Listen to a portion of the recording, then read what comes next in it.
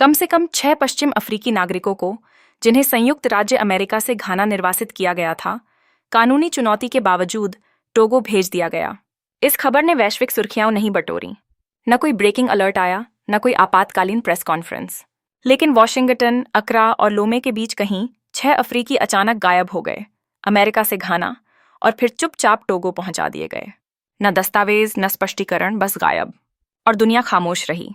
घाना ने इसे सहयोग कहा, अमेरिका ने इसे इमिग्रेशन एनफोर्समेंट कहा, लेकिन जिन्होंने इतिहास देखा है उन्होंने इसे असली नाम दिया, आधुनिक युग की रेंडिशन, पश्चिम की ग्लानि को अफ्रीकी जमीन पर उतारना। सवाल है, कब अफ्रीका ने यह तय किया कि वह अमेरिका का डंपिंग ग्राउंड बनेगा? और सबसे अहम, अगर कोई महाद्वीप ना कहना भूल जाए तो क्या बचता है? एक अमेरिकी सैन्य विमान चुपचाप अक्रा एयरपोर्ट पर उतरा। दरवाजे खुले, पर सैनिक या राजनयिक नहीं, बल्कि निर्वासित लोग उतरे।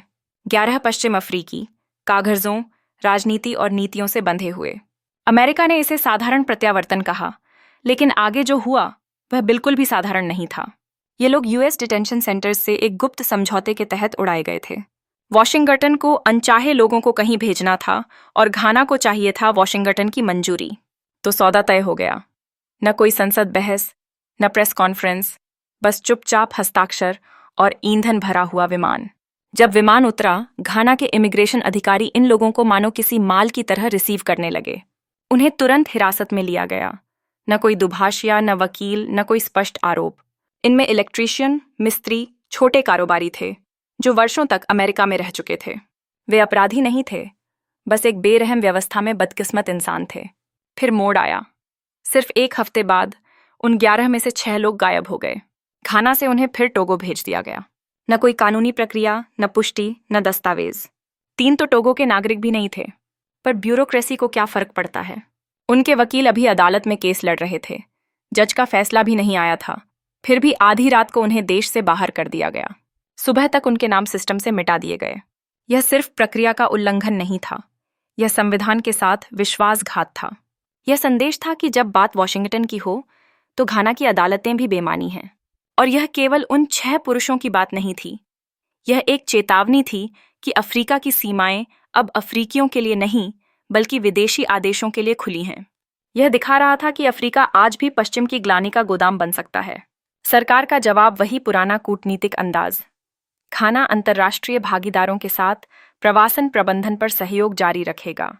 अनुवाद में मतलब, हमने वही किया जो कहा गया। लेकिन सवाल ये है, सहयोग किससे और किस लिए? अमेरिका ने इसे अफ्रीकन रिपैट्रिएशन सपोर्ट इनिशिएटिव कहा। एक इतना मीठा नाम कि उसके नीचे का जहर छुप गया। असल में यह वही सिस्टम था जिसने अमेरिका को यह अनुमति दी कि वह किसी भी अफ्रीकी मूल के व्यक्ति को किसी भी अफ्रीकी देश में अस्थायी रूप से भेज सके, चाहे वह नागरिक हो या नहीं। घाना इस प्रयोग का पहला देश बना, टोगो उसका परिणाम। अक्रा में मानवाधिकार वकील हतप्रभ थे। यह निर्वासन नहीं था, यह रेंडिशन था, यानी कानून के नाम पर जबरन स्थानांतरण। उन्होंने सरकार पर घरेलू और अंतर्राष्ट्रीय दोनों कानून तोड़ने का आरोप लगाया। विपक्ष ने मांग की कि समझौता सार्वजनिक किया जाए, लेकिन सरकार ने कहा, यह गोपनीय है।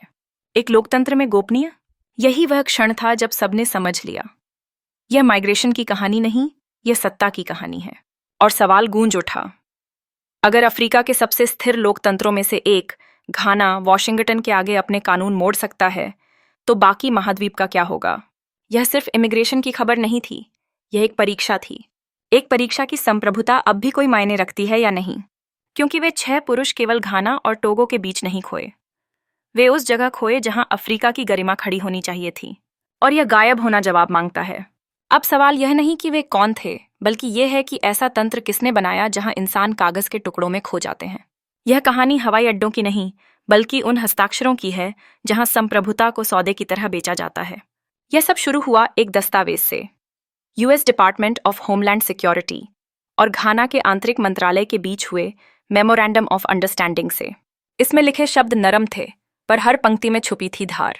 बात थी मानवीय सहयोग, प्रवासन प्रबंधन और अस्थायी स्वीकृति की।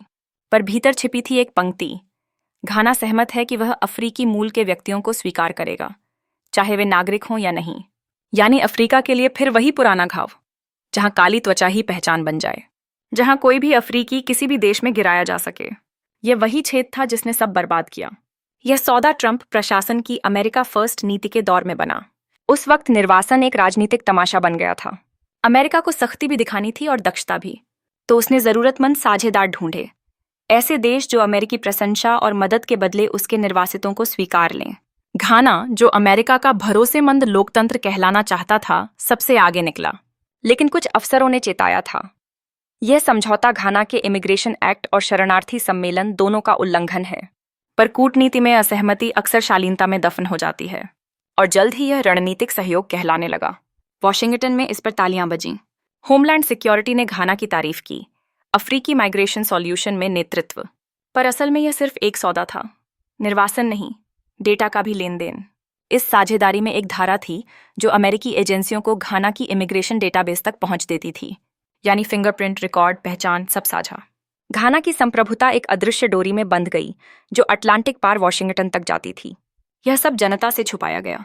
यह समझौता राष्ट्रीय सुरक्षा हित के नाम पर गोपनीय रहा, यहां तक कि संसद की विदेशी मामलों की समिति पहली उड़ान के बाद ही इस पर जागी। तब तक बहुत देर हो चुकी थी। अमेरिका को मिसाल मिल चुकी थी, घाना को चुप रहना पड़ गया। और जिन लोगों को यह समझौता निगल गया, वे न अमेरिकी रहे, न घानाई, न टोगोलेज। वे कहीं के नहीं रहे। यही है सहयोग का असली चेहरा, जहां कब्जा होता है बिना सेना के, बस एक दस्तखत और एक मुस्कान से। अब बड़ा सवाल है, किसने इसे रोका? कहाँ थे अफ्रीकी यूनियन, इकोवास, वो संस्थाएं जो अफ्रीका की गरिमा की रक्षा के लिए बनी थीं? और यही है असली सबक, संप्रभुता सिर्फ शब्द नहीं, यह एक जिम्मेदारी है। जिस दिन कोई राष्ट्र अपनी नाक खो देता है, वह अपनी पहचान खो देता है।